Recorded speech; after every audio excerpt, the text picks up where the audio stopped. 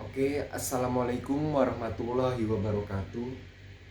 Nama saya Maulana Novan Wahyudi, NIM 811419383, eh, mata kuliah Literasi Digital. Saya dari Rombel 8, Fakultas Hukum Universitas Negeri Semarang.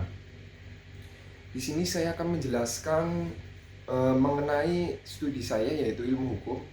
Kenapa saya memilih ilmu hukum di Universitas Negeri Semarang? Sebelumnya saya akan menjelaskan deskripsinya terlebih dahulu. Sebenarnya ilmu hukum itu mempelajari berbagai sistem hukum yang berkaitan dengan kehidupan masyarakat maupun kegiatan bisnis.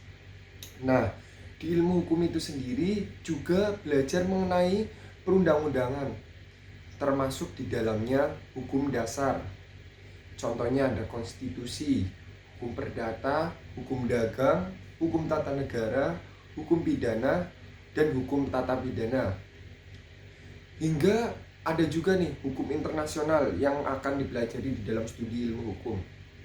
Nah, sebelum itu saya akan memberi beberapa aspek kemampuan yang harus dimiliki dalam pengetahuan dan keahlian ilmu hukum.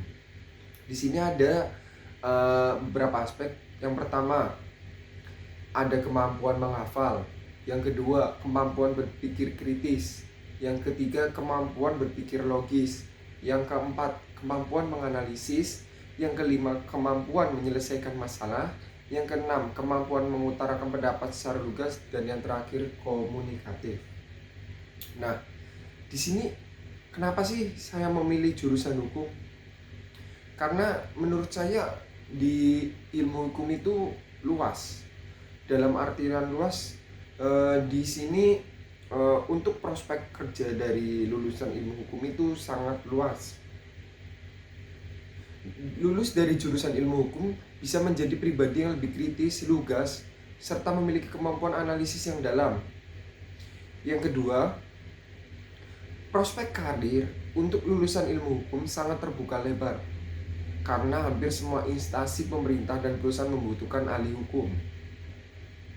Yang ketiga, menjadi seorang sarjana hukum juga memungkinkan untuk terlibat dalam pengkajian peraturan perundang-undangan. Itu.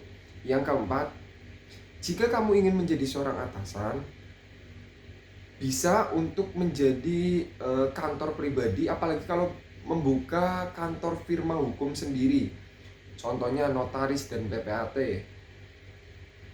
Yang kelima, kesempatan untuk melanjutkan ke studi pasca sarjana itu juga bisa, yang mau melanjut studinya.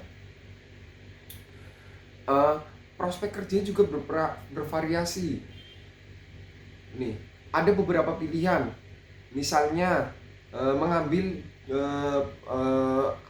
pengacara, harus mengambil pendidikan khusus profesi advokat. Jika kamu ingin menjadi notaris, maka harus menempuh S2 kenotarisan.